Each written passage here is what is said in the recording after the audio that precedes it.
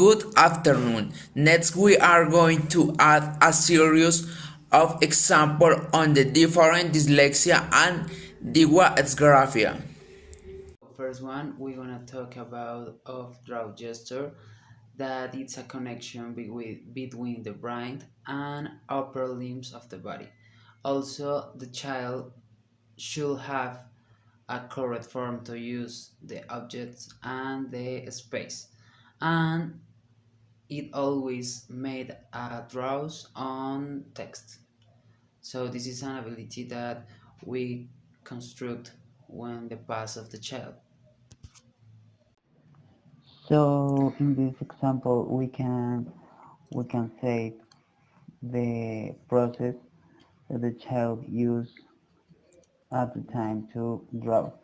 So for this process, exist some areas that help to the to make a draw.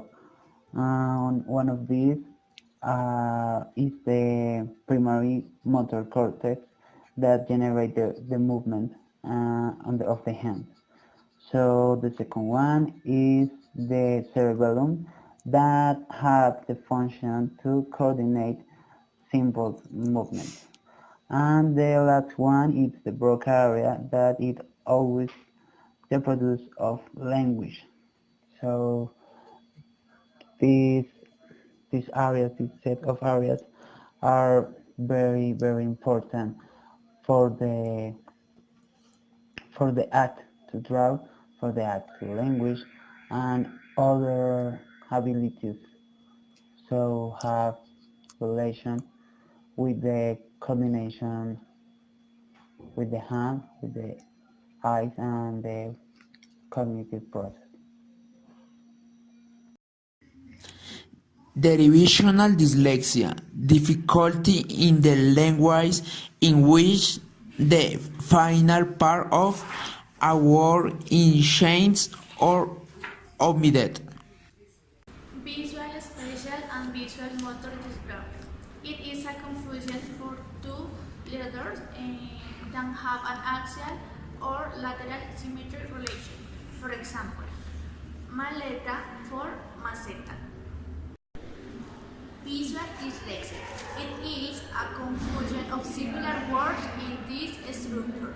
For example, lodo for lobo. On October 11, 2004, while camp in Kingsland, Australia, Alice Soro awake to the sound of somewhere scream, rush out of his tent. As we can see in the last video, the person who is reading is suffering phonological dyslexia. The characteristic of this disorder is that the disorder is due to a malfunction of the phonological root. To compensate, children with phonological dyslexia use the visual root to read the words. When we use the visual root, we do not divide the words into parts, but we read the words globally. By reading the words globally and using only the visual root, different types of error can occur. A mistake that is characteristic of this disorder is the derivational mistake.